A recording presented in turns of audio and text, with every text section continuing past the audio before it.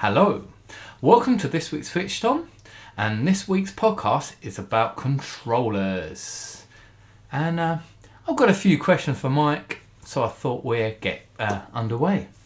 So, very first question. Sure. What is the criteria for you for a controller to see how good it is? What makes a good controller? Yeah, what makes a good controller, but what's your criteria? Because everyone is very different. My criteria. Well, I mean, a good controller has to have, I think, first and foremost, good ergonomics. It's got to fit nice in the hand. Mm. It's got to be, no RSI because your wrist is hanging around, like the Duke. It's got to have good tactile feedback. Yeah. When you're pushing the buttons, it's got to feel like it clicks in nicely. Yeah. You're not too spongy. Mm. You're not having to clunk in the shoulder buttons. A D-pad is always a good D-pad's always nice, but they're pretty hard to come by. True. These days, anyway. Yeah, it's just the ergonomics and good tactile feedback, and then build up from there. Nice. Well, I was actually going to put my 2 cents in and just pretty much tell you what I also look for in a controller, really. One of your many faulty controllers. Yeah, my small collection of controllers. Really, I look for ergonomics, button layout, so how good the layout is on the buttons. I also look for whether it's got rumble or whether it doesn't, because I'm looking at weight, really. Yeah. Because the weight of the controller does make a massive difference especially to certain games, and especially if you play it for a long period of time. Yeah. And good thumbstick grip. I suppose that's, part of this why we're doing a discussion there is we was looking at the history of the controllers, and we was watching a couple of videos where certain controllers are being used via USB mode on the Switch. So we thought, we're looking at the history of controllers, I wonder what really stands out, what really kind of fails to deliver through the generations. Yeah, true. You look at the earlier controllers, pre-analog era, so like when gaming was 2D, disregarding the Saturn and PlayStation controllers, which didn't really come into their own until we got the analog sticks and the DualShock ones. Yeah, true. Pretty much was much more about the D-pads, I think. The early controllers, how well they rolled for games like Street Fighter, the accuracy. I mean, Nintendo had it nailed down. They had the patent for D-pads pretty much all sewn up. That's why the PlayStation controller didn't have a actual D-pad per se. It had 4 buttons with a split in the middle. And Microsoft's D-pads were atrocious. It's all really part of the patent I think Nintendo put in early on. So you wouldn't like to play with a Master System D-pad? No. See, that brings back bad memories. I didn't know any different when I was younger, because you just blame your deaths on yourself, and you're not that good when you're younger. I suppose maybe it's different for younger generations now. Maybe it is blaming everything else other than yourself. When you're younger, it's all you know is what you got, and you just work through it. But that Master System controller, 2 buttons. Yep. Square, doesn't fit in the hand very well. It's same as the NES. Yeah, same as the NES. Yeah. They copied the NES for all intents and purposes. I mean, but you got to think before the 3rd generation of consoles, when the NES and Master System come to their own, it was still joysticks. Yep, yeah. I played a lot of games. Big red button for the Atari 2600. Mine wasn't more Atari. Mine was more PC gaming. So yeah, I had a joystick on my Amstrad C2C. Mate, I love that joystick, but I did kind of get into more flight simulators on a PC in the early part of the 90s. But if you jumping ahead, it's great for that. But when you're playing games, trying to play like a driving game with it's just joystick. Well, you try playing with a keyboard and mouse. Well, a keyboard back in the 90s when you first got into PC gaming. The controls on it were atrocious. I remember getting Mortal Kombat 1 on the PC. The game was good, ran well. Problem was the controls are awful. Yeah, but also with early games and the PC interface, the actual game design, if you like, the sensitivity between moving in one direction to the other, the faux 3D control, if you like, was just not ever really designed for what it was on at the time. So, yeah, true. The sensitivity wasn't matched. You had to do a lot of tweaking to get a real sense of comfort when you play games. That's why I think late 90s and the isometric view games really dominated, I think, because of the mouse interface.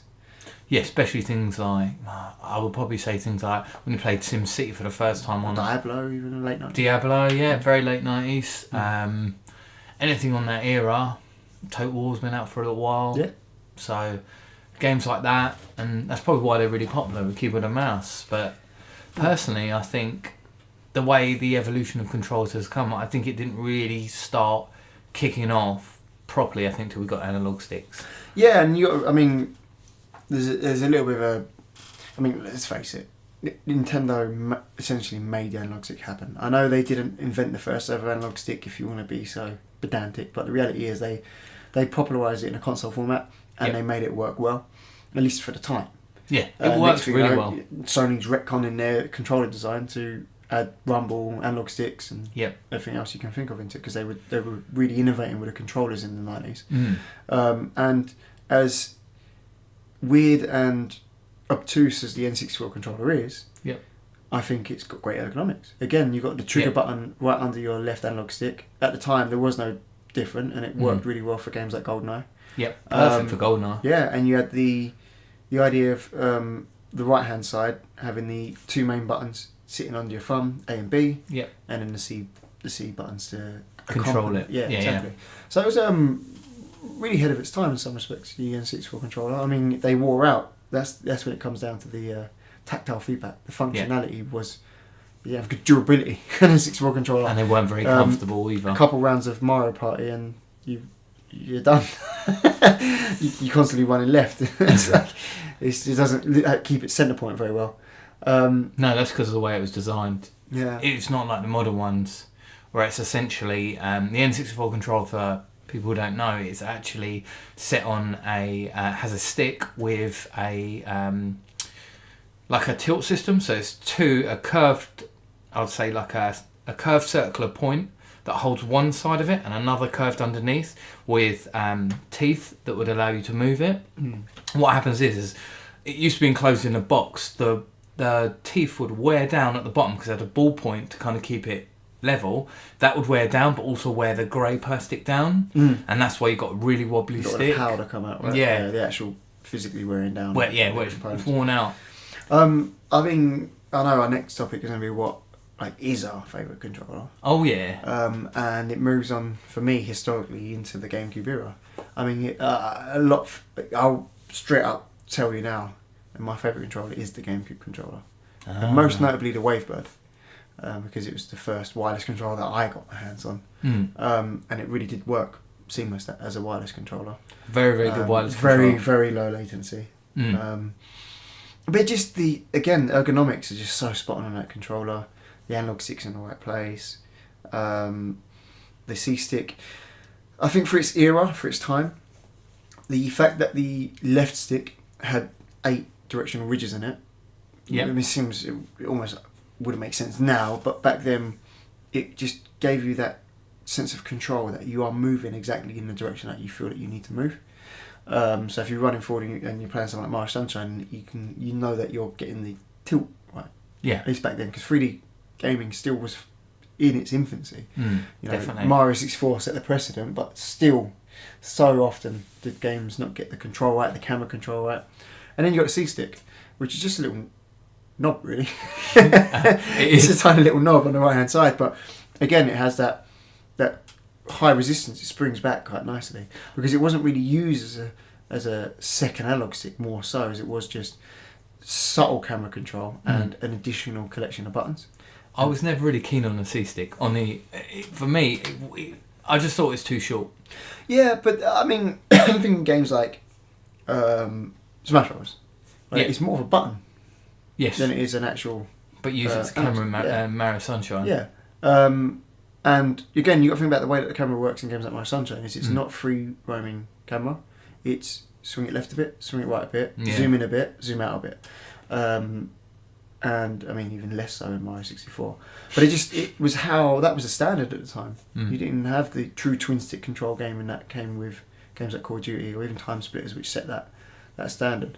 And then the shoulder buttons, I mean, C button aside, which is the worst button on that controller, shoulder buttons have this analog feedback where you push it in and then it gets to a certain point and it clicks in afterwards. Yeah. And it really hugs your finger really nicely because you didn't really have the 4 shoulder buttons. You didn't have to worry too much about chopping and changing. The C button was a minimal button in most games.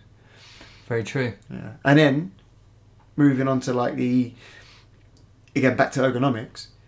On paper, it made sense to have a main button because most games have a main button. So you've got your big central button and you've got your smaller secondary button, which totally makes sense. And then you can roll your thumb around to the other 2 buttons, the Y and X button, based on they're like artillery buttons, if you like. And they're supportive. It's like, again, I go back to Smash Bros. If you don't even need to touch those buttons really. I just think from a ergonomic perspective, it's brilliant. Its biggest shortcomings are the C button and actually the D-pad, which wasn't used for its era. Mine will have to be the DualShock 2. It's one of my favourites. I have a lot of love for that controller. Right. I've spent a long time with that controller. I'm going to tell you my shortcomings. Yeah, start with shortcomings because I think the D-pad. It wasn't my favourite. I found it really stiff at first, but I did find a shortcut around that problem, especially for playing pro. So I used to back in it was D-pad Pro back in the day. day. Yeah. D-pad Pro. I got around this problem by putting a little spray of WD-40 in there, loosened it up perfectly. Okay. And then it just allowed you to roll it round, and that was perfect for that. The other thing that I found that was really kind of good about a DualShock is where the analog sticks are placed, where your thumbs are, then you're flicking up to get the buttons. You'll find all the buttons are all the same size, especially when you're doing you're going to shoot between the X and square. So you go to shoot square, but you want to dummy it, you just slide it down. Okay. And I found that personally a really good feature, and I loved the way that you could turn off the analog stick if you didn't want it. I liked that. Button. Yeah, that was a pretty cool feature. That was my real love for a controller. I loved my PlayStation controllers growing up, but I always had a problem with the position of the analog sticks personally. Really? I mean, I didn't really play much Dreamcast when I was growing up, but one thing I found about Dreamcast is the analog stick positioning. And that meant that when you flick your thumb up, in the most natural position for your thumb to behave on the joint and the way that the tendons excel, it is just straight motion. So moving forward makes more sense when the controller is more centralised and closer to your pivot point. On a PlayStation controller, essentially moving up is to push your thumb on a rotation from sideways, almost like an anti-clockwise rotation, which meant that it, to me, was just an irritation in terms of accuracy. I never personally had major problems, but I just felt like the best ergonomic setup would be to have the analog stick, where the GameCube analog stick was. Where, ironically, the Duke controller. Yeah, or where the DualShock 4 has put it now, right? They've moved it up into that position. Yeah. But it's... And I was going to say, also the rubber used to spin on the DualShocks. See, I never had that problem. I very rarely had it, but it did happen, and it'd be annoying when you go to someone's house and they're like, yeah, go on, here's my bad controller for player 2, and then your thumb's just rolling around. You're like, you can't play it. Yeah, it's literally almost unplayable. But that's why I played a lot of Pro, because it didn't require it. But yeah, exactly. D-pad was great. Yeah, D-pad shooting. See, you said the D-pad was a shortcoming. I actually quite liked the D-pad on a PlayStation controller. It was familiar for me though, so it might be more of a comfort factor for me, less so than an actual good tactile feedback response. So the tactile feedback it was just very stiff when you first got it. So that's why I put the WD-40 in to loosen the controller, and I found it become so much more enjoyable. So whereas I played a lot of Pro on it, and that's kind of why I have a love for that. I love the button position, especially the L and R button, the big trigger at the bottom, and I found that they were really durable. See, I found the opposite with my PlayStation controllers. Maybe because I got too tense one-on-one in Pro too many times, but I found that the shoulder buttons, when you put the pressure in, they would wear out, and you can kind of almost get the button stuck underneath the frame of the controller. So you'd push it in, and the button would sort of pop in and get stuck just underneath the plastic chassis. It had, on the first, that says the revision has a a certain clip that, depending on who owned it, if you dropped it, it would snap inside, and that's what would make it do that, or it'd wear out. Okay, see, I think for me it's probably more wearing out.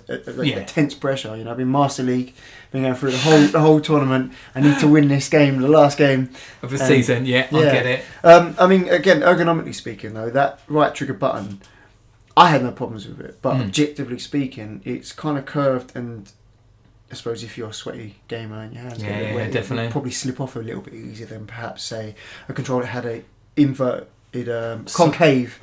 I know what you mean, yeah. Design to it. But the reason I did that was so when you're playing it, depending on how long your fingers are, you could, if you could angle it right, just do R2 and R1 at the same time, which was something I really liked. That now the GameCube was good, but it only had a Z trigger, and I always found that really and cumbersome. It's a really bad button as well. It's really springy.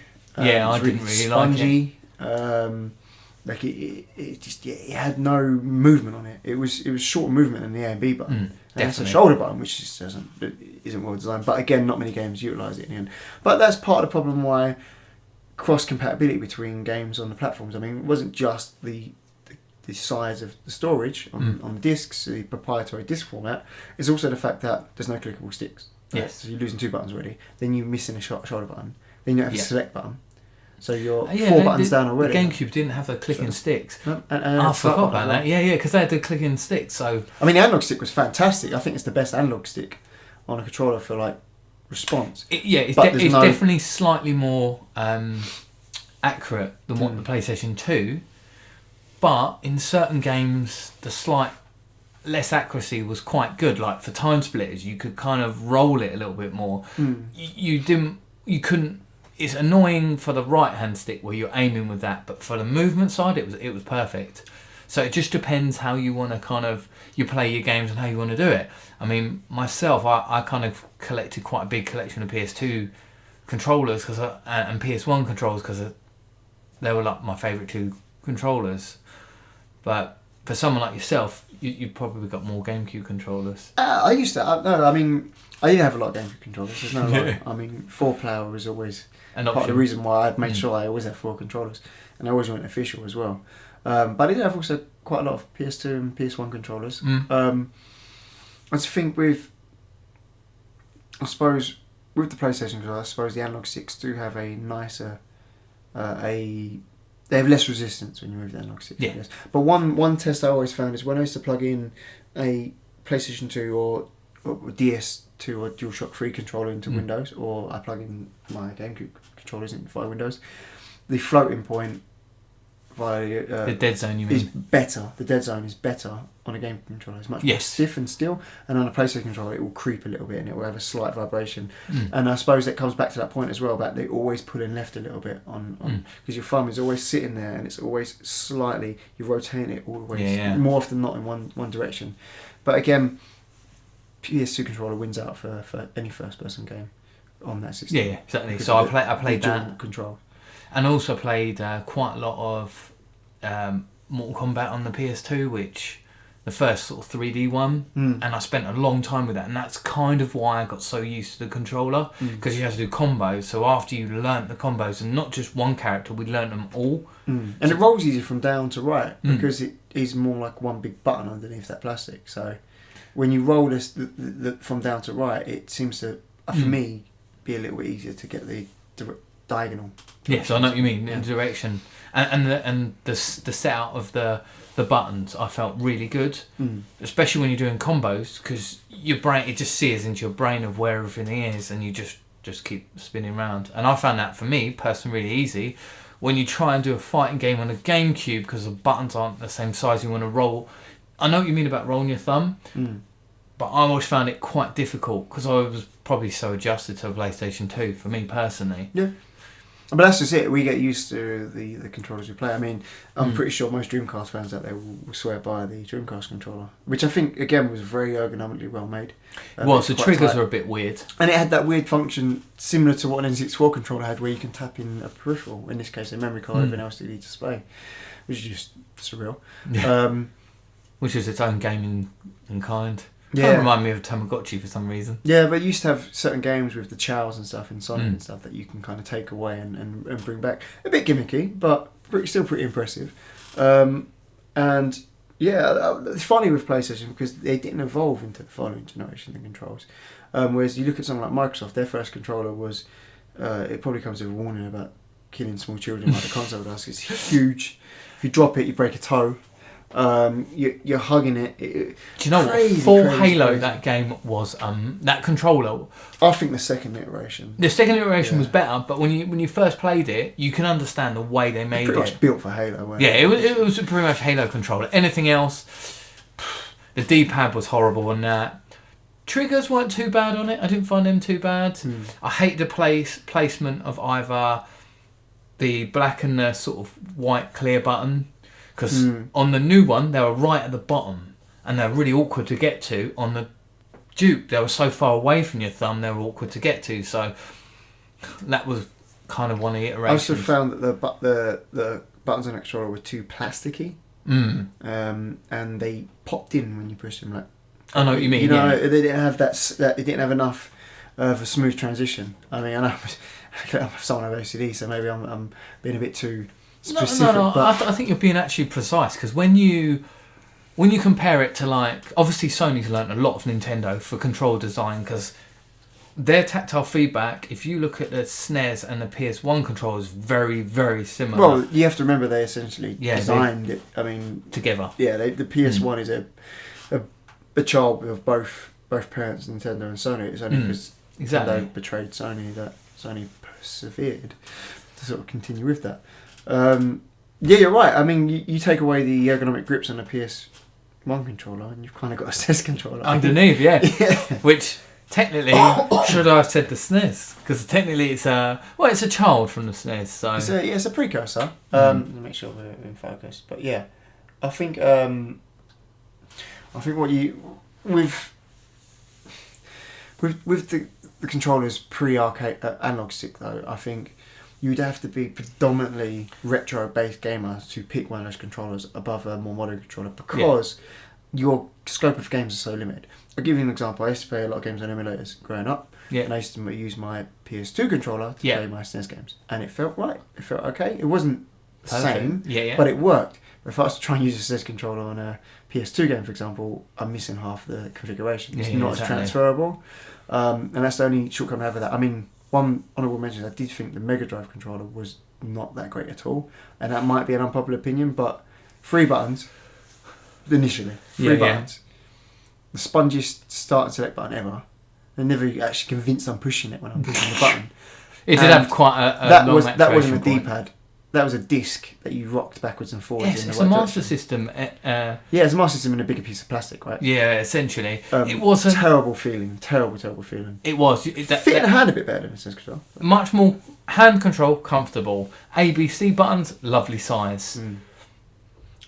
D-pad, absolutely awful. And I agree with you on the D-pad. The start button, I totally get what you mean. They did fix it with a second iteration, but it still had that less spongy, but I know what you mean, D-pads. But the buttons were quite good. The fact that shoulder buttons won out, I think goes to show that having 6 face buttons was just too much. It was good for Street Fighter, to be honest. I was a fan of Street Fighter and SNES, so I loved my trigger buttons for my heavy kicks and heavy punches. But if you notice how they've been designing controllers lately, have you seen any of Mortal Kombat, the Street Fighter ones that they've been doing with the 6 buttons on the front, so it's more like an arcade stick, which is quite funny. Think I suppose so. I mean, maybe it's quicker to just rock your fingers between the buttons. But I mean, it was a lot smaller though. It was about that much bigger, which didn't make it as comfortable. Which what they should have done with the Mega Drive controller, in my opinion, is change the D-pad, but they probably couldn't because of whatever. Again, you got to look at the. I mean, that's changed recently, but yeah, they pretty much had the perfect design all sewn up. Because people don't realise how much Nintendo had patented and how much they just didn't use their patents. Online gaming on a console form was patented by Nintendo, and that's funny when you consider the fact. And I'm digressing here, but you consider the fact that they're so late to the party. Yes, but it's part of the reason why Sony couldn't charge for it in the PS3 generation, and Microsoft had to use backdoors with their DirectX, the Microsoft.NET framework, which are essentially is a PC modelling over onto the console format. See, I find that there's a line, just the most natural line would think it would be when you go from 3D for controllers. Yeah. But my line is when you go into the PS3 and Xbox 360 generation. When you go into this established 3D game design definitely. period of time, HD graphics, more focus on camera movement, Yes. so precision is more important. Yeah. Funnily enough, the PS2 controller is essentially the first DualShock 3 controller, Yeah. the 6-axis, I got it with my Japanese PS3, is not that great. It's lightweight. Yeah. There's no rumble. Yep. It just feels plasticky. Yep. It's still, the buttons generally speaking still work like a PS2 controller. I still had a lot of nostalgia and affection for it. But I think it was when they brought in the rumble that things really did improve for that generation. But Microsoft and that 360 controller really stepped up from their previous generation. Oh no, because that was just, everybody universally loved that controller. That the Xbox 360 is a very, very good controller. Shortcomings. D-pad again. They just don't like D-pads, do they? No, but again, because it's really weird and bumpy. I think they didn't take a D-pad seriously. No. I mean, how many games used it other than for selecting what weapon you was on? Or Yeah, not a lot. Yeah. But the odd games where I would want to use it, like the few 2D games that were on there, it was very good. Shortcomings, probably the face, they improved. Slightly convex, sorry. A bit too curved, weren't they? Yeah, I know what you mean for the face button. So when you press again, and they had that plasticky feel when you would click them in. exactly same thing. I had a bit of an issue with. I liked the bumpers, but the bumpers were wicked. Yeah, but I found that when, again, this isn't necessarily me personally, but controllers that I'd come in contact with, the bumpers would sometimes lose the springiness, which means that there's almost no movement. I know what you mean, yeah. And that was really frustrating when someone's giving you a controller and you can't barely throw a grenade properly in Halo because you're like, I didn't want to throw it there, my finger was only resting on the button. I get what you're saying. Yeah, and the actual Xbox button, the home button, it's just a bad button. It just you didn't like it? I loved it. It just feels like when you go to an arcade and you got like a big button and you push and it's just like bong. It just didn't feel. I don't know, again, I'm being a bit particular. But you'd only use that to go back to the home menu. Yeah, I suppose back then you wasn't doing it too much. Oh, you were, because you were playing your own music over games, which was something that the PS3 could do. I very rarely did that. I loved video game music too much. This Halo soundtrack was so good. No. Mine was playing... Forza? No. Playing backwards compatible when it came out, was playing Vice City, so I could have my music again. I loved that. Because you could just play it whenever you wanted, and it was such a luxury. Because see, I like the Vice City soundtrack. Yeah, I do, but I played that game so much that I rinsed the video rinsed the audio tracks, so I'd want to listen to something different, and I really quite liked that. And I was like, yeah, that was good. So that's why I used the button the most. There's a massive shortcoming. The biggest shortcoming in a 360 controller, which I don't know how they didn't improve on the Xbox One controller either, is AA batteries. Yeah, like you're totally right there. Like, what year was it then? Let alone the Xbox One, which persisted with that. Like, there's the DualShock. When your battery's low, you just pop in the cable and you're good to go. There's nothing to worry about. I recently was playing Halo 3 on my 360, and the batteries run out. And I'm like, yeah. Oh. Let's try and find some battery packs. Yeah, I had battery packs, right, and I used them, but again, and I had the cable to plug it in. Yeah, but the charge and play this was Microsoft's cheeky ploy with the Xbox 360. But that's you had to buy everything for that to begin with. It didn't come with a wireless adapter at first. You had to buy a wireless adapter. It didn't come with a hard drive at first. You had to buy a hard drive. You had to buy the memory cards. Yeah. Nothing was attached to the console. But what they did was to make the controller look cheaper. Don't you remember this? Sony were doing it for like 50, 55, I think, and Microsoft were doing it for 35. But what you don't equate is the bloody battery cost into battery cost. You have to buy, again, if you want to buy the battery adapter, that's another cost, and you have to buy the charge and cradle if you want to charge one. And then you got to buy the cable to charge. You can always, because the cable to charge your controller when you're playing isn't sold with the battery cradle to charge your battery packs. Yes. So you'd have to buy that. It was just a terrible money-making scheme, and then obviously they had the 54% failure rate with a red ring of death. It was that's just crucial. It was surprising that it was such a successful console, despite a lot of the flaws. I think people were thriving on that online gaming setup. But that was my biggest crux with the controller on a on a 360, it was like going back to the N64 era. You Yeah. wanted Rumble, buy Rumble. But that was different because it just Rumble didn't exist until the Rumble Pack. Really. Yeah, exactly. I mean, it existed in some way, shape, or form in some weird obtuse system that was released in the late 80s. But yeah, it was shortcoming. Definitely. But then we come on to the PS3 controller when they did the second. Right, The DualShock 3, actually, yeah, instead of 6-axis, yeah. 6-axis, when that's come into its own, oh my god, the triggers on them were really nice. That was my favourite thing on that controller. Yeah. The triggers. Finally got rid of the big pad that you are right about the wear on it, even though I have a love for it. Yeah. It would trap your finger, bit of skin sometimes. But on the new, when you play the controller, and there's a lovely squeeze, and you're playing Call of Duty, and you're just squeezing it enough. See, I mean, They were great for modifying. I was predominantly a PlayStation gamer when it came to those two consoles. Yeah. And I had a lot of love for the DualShock, but I got into Halo, I got into Ghost Recon, Tom Clancy stuff, and I just found it really difficult to migrate from a 360 controller to PS3 controller, DualShock 3. It's just I found that the controller was so better suited for first-person shooters. I could still play pretty competently. Yeah, you are right. You are right. It is definitely better for first-person shooters, but my love of Pro took over. So sometimes pick a football game on the PlayStation because of the D-pad. Yes. Even though that analog stick started to become more prominent over time. Well, to be fair, when you got used to it, what I most loved about using the analog stick was for shooting, because I still find the analog stick not as accurate as a D-pad to shoot in the way that I wanted to shoot. But the early games, I think it was up until 2009, 2010. Even though they touted a lot of this 360 control, a lot of it was gimmick language. And a lot of their game design was still built around 8 directional movement. Yeah. And that's why, again, D-pad's got 8 preset directional movement, so it tends to work a lot better. And the football games evolved were much more magnetised between the ball and players. You were passing to that player that you pretty much faced, and it didn't accommodate for slight variable. So it didn't matter if you rolled the analog stick slightly towards somebody else, it was going to go in that set direction. So again, I think like D-pads made much more sense with those sort of games. And it's the same with games like Metal Gear Solid.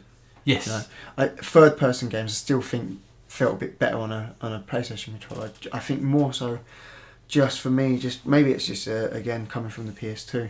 See, for me, I eventually had both consoles because, like I said, I liked football games, but I had to play it on the PlayStation because I preferred the ergonomics. Playing something like Call of Duty, I had to play on a 360 because I preferred those ergonomics. I felt it more comfortable, I felt it more natural. I think the buttons are slightly bigger, which is an advantage. You'd hardly touch the face buttons, you'd be using the triggers all the time. And when you got used to using that, trying to go back to a PS3 controller, I found it very inaccurate. So it just depends what you want to play, and I think I was kind of lucky in that generation. I know you had both. Yeah, I had both. I had all systems, which I want to get onto the Wii controller because I think in the minority with the Wii controller. I love the Wii controller. I know so many people dislike the Wii, and it was the grandma's console. But the motion controls did work for most of the stuff that Nintendo made. I mean, unfortunately, you can't blame Nintendo for Ubisoft for basically abusing the console to release shovelware every other week, right? Well, it weren't just them, it was loads of companies. I challenge anyone to say that Wii Sports didn't play pretty cool. Even when the tracking was off, it was still a lot of fun. But I think the most important thing that people don't factor in with the Wii controller is take away your conventional gamer. I know that we like to think games are made ideally for us and the core market, whatever you want to refer to, someone who likes more traditional games. But the reality is, the controller was designed like a TV remote. Yes. And when you pick it up, it invites you to pick up the controller. It's easy. It's a single hand pick up. One big button in the middle, nice and easy to use. The traditional second button is now on the back, and it's also like a trigger as well. And the pointer acts as an analog stick. You know, essentially for games you're moving around without having to use the analog stick to pick out. And that's not including the nunchuck that you can add. And don't get me wrong, the nunchuck felt very plasticky, but ergonomically it fit really nice in the hand, and it had was very nice. And it's one of the only times I like to play 2 shoulder buttons that I rest each finger on each button, and that was the left nunchuck. Most of the time, I just like to switch my fingers between the 2 buttons. Yeah. But that left nunchuck was perfect, and it had the GameCube, essentially the analog stick, in the left hand side, and it had the ridges. It had all the things I liked. The speaker was a good idea. The delivery was atrocious. It was just noise. Yeah. It wasn't good enough noise, but it's Yeah. still a good concept. It's a bit like having 5.1. You've got some sort of sound coming near you. Yeah, I know what you mean. And the D-pad was pretty cool in there as well. And the buttons just they were nice. It's sometimes a bit hard to reach the D-pad, but it was just a ergonomically well-designed controller, and it predates the whole, playing with your hands relaxed sort of era, because you could play relaxed. You could play with one hand kind of to the side, and you could play with your hands sort of crossed. It just, unfortunately, because of the lack of a right analog stick, meant that the traditional conventional games which were blowing up at the time, which are first-person shooters and stuff, were just out of the window because you had to play with pointer controls. Did you ever play Pro on the Wii? I did. I didn't actually like it, despite it getting rave reviews. No, I didn't either. General consensus actually was it was a more ingenious design game and more creative in its delivery of a football game than any other football game. Yeah, and it was moving it forward with the ability to flick on balls over the top and point where you wanted things to go. I can get that, but I was a traditionalist at that time. I was a bit of an elitist, if you like, and I was like, nope, I like my Pro, like Pro 3, it's funny, Pro 5. It has to play like those 2 games. You get onto the Wii, because when it first came out, obviously it had GameCube backwards support, which and you could just pop open the port and stick in your GameCube controller, which is something undervalued, I loved, really. Because I suppose, ironically, I did have the PS3, Xbox 360 and the Wii all at the same time. You would have at some point, I imagine. Because it was so dirt cheap to get a Wii. Yeah, I did, and I obviously had the GameCube, so I played a few GameCube games in there I used to like.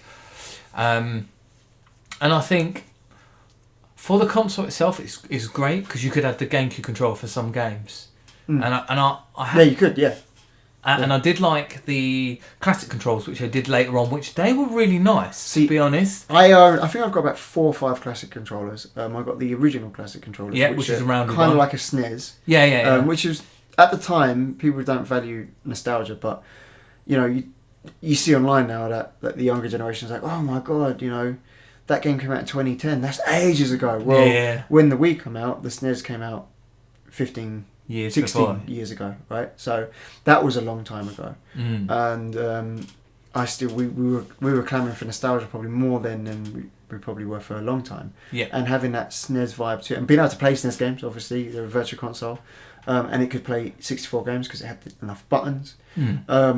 I have love for the controller in that respect. I don't think it was too classic. I wanted a bit more ergonomic control in it, and they did fix that with the Monster Hunter release a few years later. Okay. So they, I've got. Is that the redesigned one? Classic Pro controller. That's it, the Classic Pro controller. I actually really like that controller, having spent quite a lot of time with it. It's ergonomically really nice. I just didn't like the triggers. That was the shoulder buttons were fine. It was just the triggers I didn't like. And the aesthetics are a little bit. The shiny black was it's fingerprints. You're physically touching it with your fingers all the time. It wasn't really that appealing, and it felt lighter than a 10p piece. So. You're definitely right. So it did lack a bit of weight, and especially when you're like, I don't know if you ever found this, but if you kind of like, depending what game you're playing, if you're playing, I don't know, something like Super Mario, and you're getting right to the end and you do a really good jump, just to miss something, and you've just killed a level, you pull it too fast and the Wii controller just fires up, you're like, oh, okay, I didn't mean to do that. They missed the ball on creating a wireless solution. They were third-party wireless solutions, they weren't great, but they missed the ball on creating a wireless separation. But they didn't need to, at the time, really focus on that because of the demographic that was going for. Yeah, definitely. But yeah, I mean, it was a weird console because there were a lot of variables. I mean, can you count the balance board as a controller? You could. It was used. I used it in Rabbids quite a lot. Did you? But you'd sit on it and you'd act like you were on a sled and you'd tilt left and right and stuff. So it was I never used it. Interesting concept. I've still got mine at home. It's a massive, heavy thing. I remember it. Because Yeah. we had Wii Fit, and we did try that for a while. Wii Fit, I mean, again, it was not really a game, but No. it was a It's a revolutionary Yeah, idea. exactly, I do yeah. agree on that. Ditto, Because revolution. technically it is a controller, and I did like the way it would know your weight, it would know how you're balancing on it. It was actually, and it's wireless, so it's a pretty smart idea. Downside to that, batteries. Again, we go back to the battery issue. Yeah, 4 AA batteries. Yeah, I remember that. Which again, it's the same, I suppose. We can't let Nintendo get off scot-free when we're slagging the 360 off for using batteries, The, yeah. the Wii controllers use batteries, and they were a nightmare as well. Yeah, And I know. You couldn't charge them while you was playing. Yeah, oh, God, so that was yeah, another problem. There's nothing like being 17 holes deep in golf. It was running and out. one of you can't play anymore. It sucked. Oh. But that generation was an interesting one. I do think Microsoft made the biggest strides in terms of traditional controllers. But what I think people will hopefully look back on the Wii controllers is we have a VR market growing now, and I honestly believe it wouldn't be where it is now if it wasn't for the old Drive of motion. Yeah, and you got to consider that the DK kits, development kits that have been made before, and the community which was pushing that forward for the early Oculus stuff, were looking at the motion controls that really were the only ones, which was the Move controllers, which was a copy of Nintendo. Oh and- God, that controller, the tracking on it compared to the Wii is not as good. Yeah, see, one thing we didn't mention is the Wii Motion Plus, which they advertised 1-1 tracking, and it was for I a am while, wrong. and then you had to reset the calibration. See, I never used one. Ironically, I've got one coming for my So Wii are U. you buying the adapter? No. See, when you had the adapter, the control became too heavy, too bottom heavy, and it was more, again, like an athlete wouldn't complain, but it was more taxing on the arms because of the way that you would hold the control, especially if you're using actual motion. Yeah. I love Skyward Sword. I'm again probably in the minority for those that actually really liked it. I think it's a solid 9 out of 10. It's not anyway near the best Zelda game, and I enjoyed the motion controls when it tracked it. It was pretty clever. But again, more physically taxing. But then again, they corrected that with releasing an actual Wii controller that had it all built in. Yeah, that's why That's what you're doing. I bought it, and I thought, which is what I'm going to play next, is Skyward Sword. Mike said he's going to lend it to me, and he's going to borrow Twilight Princess. HD, yeah. Oh, 'Cause I never yeah. got around to that. Yeah, I played that once, and I need to play it again. So, and now we come on to the next generation.